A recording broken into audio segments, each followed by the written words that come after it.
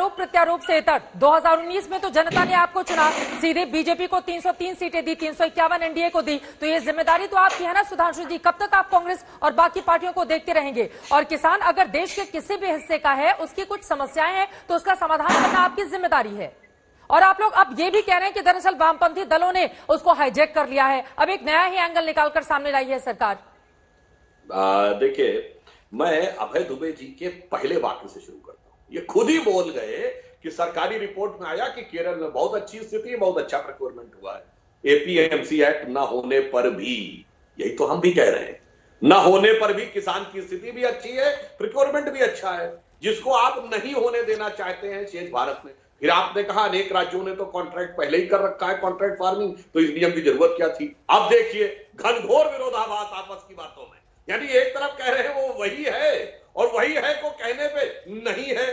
ये कैसी विचित्र बात आप कर रहे हैं? और बिहार में आपने जवाब नहीं दिया कि आपके कृषि मंत्री ने तृतीय स्तर की यानी थर्ड स्टेज एग्रीकल्चर रिफॉर्म को काहे साइन कर दिया था। बाहर आ जाते हैं कि गड़बड़ हो रहा है।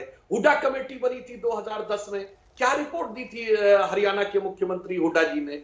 अब दूसरी बात आई है जो आपने कहा कि वामपंथी, तो हम थोड़ी कह रहे हैं। ये क्या मतलब है? आपको कहना चाहिए कि ये जो पोस्टर्स लगाए जा रहे हैं ये शर्जील इमाम और इनके पक्ष वालों के, और मुझे तो बड़ा आश्चर्य होता है इसमें वारा वारा राव जैसे लोगों का पोस्टर लग रहा है कि इनकी रिहाई की जाए। अभय जी, आपको पता होगा, आप काफी प्रबुद्ध हैं, इसलिए मुझे उम्मीद है वारा वारा राव को पहली बार जेल किसने भेजा, कब केस लगा? 1974। प्रधानमंत्री कौन था? इंदिरा गांधी। दूसरी बार केस लगा 1980। प्रधानमंत्री कौन था? इंदिरा गांधी। तीसरी बार 90 के दशक में। प्रधानमंत्री कौन थे? तब नरसिम्हा राव। भैया, जो आपके जमाने में तो जेल जाने लायक थे और हमारे जमाने में बुद्धिजीवी हो गए, और आप कह रहे हैं कि वो बुद्धिजीवी हो गए, और आप कह रहे हैं कि उनको रिहा कर दिया जाए। और दूसरी बात मैं पूछता हूं, ये फार्मर्स एजिटेशन पे ये कौन होते हैं भाई? कनाडा के प्रधानमंत्री बोलने वाले? स्पेन के नेता कैसे बोल रहे हैं?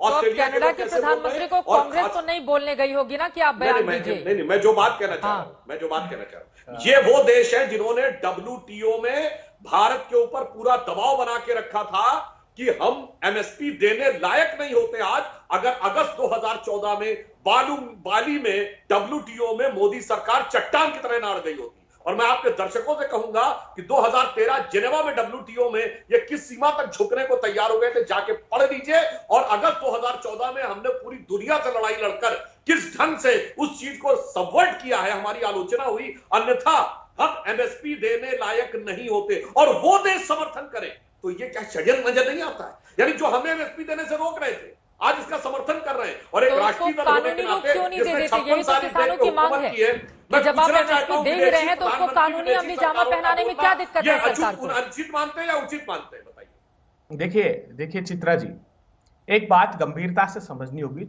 सुधांशु त्रिवेदी जी बहुत विद्वान और संवेदनशील प्रवक्ता है भारतीय जनता पार्टी के। केरला एक ऐसा राज्य है जो फ्रूट्स एंड वेजिटेबल में भी एमएसपी वो न्यूनतम समर्थन मूल्य की तैयारी कर रहा है, और देश को करनी चाहिए, मैं विनम्रता से कहता हूं। आपके उत्तर प्रदेश के मुख्यमंत्री योगी आदित्यनाथ जी ने सीएसीपी को लिखा है, लागत और मूल्य आयोग को, कि मोदी जी आप 960 रुपए गेहूं की लागत बताते हैं, मेरे राज्य में 1033 आती। महाराष्ट्र ने लिखा कि मोदी जी मेरे राज्य में 1600 रुपए आती। मध्य प्रदेश, सारे राज्यों की अलग अलग लागत आती। प्रधानमंत्री जी, एक प्रार्थना थी सारे किसानों की, जब आपने असीमित मात्रा में संग्रहण की पूंजीपतियों को अनुमति दी तो किसान के लिए भी तो ये कम से कम तय कर दीजिए कि निजी क्षेत्र में खरीदने पर भी वो समर्थन मूल्य लागू होगा। नहीं तो जैसे पंजाब ने किया है कि 3 साल की सजा का प्रावधान कर देंगे, वो देश में क्यों नहीं की जा सकती? कॉन्ट्रैक्ट फार्मिंग की जो मैं बात कर रहा हूं, या डायरेक्ट सेल की, प्रोड्यूसर टू कंज्यूमर की बात कर रहा हूं, ये इंप्लीमेंटेड है अधिकतर राज्यों में, जो कृषि मंत्री ने बताया। तो फिर आपत्ति क्या है? अभय दुबे जी, इस देश में अगर थोड़े बहुत कुछ हिस्सों को छोड़ दिया जाए तो ऐसा कौन सा पिता होगा जो अपने बेटे को किसान बनाना चाहता है? अगर आधुनिकता को हम कृषि क्षेत्र में शामिल नहीं करेंगे तो लगातार ये सेक्टर सिकुड़ता हुआ चला जाएगा और किसानों की आत्महत्या की खबरें आती हैं देश के अलग अलग हिस्सों से। अगर उसमें आधुनिकीकरण को नहीं लेकर आया जाएगा तो उनकी जीवन स्तर में बदलाव कैसे आएगा? इसको लेकर अगर एक बहुत बड़ा कृषि सुधार हो रहा है तो इसको लेकर इतनी ज्यादा आलोचना क्यों? क्या जितने भी तीनों कृषि कानून के प्रावधान है सब आपको निरस्त करना ही सही लगता है? क्या उसमें से कुछ भी ऐसा नहीं जो किसानों की बेहतरी के लिए आपको नजर आता हो? देखिए, देखिए चित्रा जी, एक बात गंभीरता से समझनी होगी। सुधांशु त्रिवेदी जी बहुत विद्वान और संवेदनशील प्रवक्ता है भारतीय जनता पार्टी के। केरला एक ऐसा राज्य है जो फ्रूट्स एंड वेजिटेबल में भी एमएसपी देने लायक नहीं होते आज, अगर अगस्त 2014 में जो बेहतरी के लिए नजर आता था उसे अटल बिहारी वाजपेयी की सरकार और मनमोहन सिंह जी की सरकार ने राज्यों को प्रेरित कर करके लागू किया है। आप इस भुलावे में मत रहिए। वो कृषि यंत्रों की आधुनिकीकरण की बात हो या इन्वेस्टमेंट की बात हो, मैं एक छोटा सा उदाहरण देता हूं। इन्होंने कहा कि कहीं बिहार का किसान ले जाकर मणिपुर भेज दे। अरे प्रधानमंत्री जी, 86% छोटे किसान है, 2 हेक्टेयर भी जमीन उनके पास नहीं है। प्रैक्टिकल बात आप कीजिए। हम कह रहे हैं कि 14 संशोधन खुद सरकार ने दिए किसानों को सुझाव के रूप में। इसका अर्थ यह कि 14 गलतियां तो वो थी कानून में जिसको आप स्वयं स्वीकार रहे हैं। हम कह रहे हैं इसको निरस्त कीजिए।